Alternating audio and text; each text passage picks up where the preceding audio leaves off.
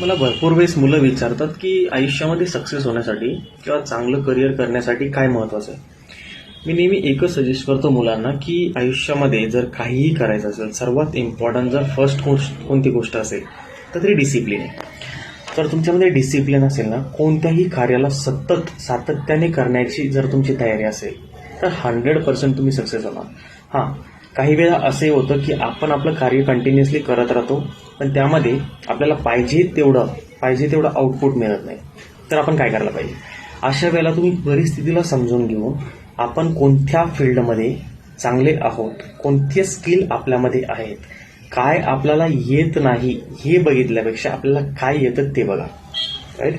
10 पैकी जर तुम्हाला 8 गोष्टी येत नसतील तर ते नका बघू. तुम्हाला ज्या 2 गोष्टी येतात ना त्या बघा आणि त्याच्यावरती काम करा. 100% तुम्ही यशस्वी होताल.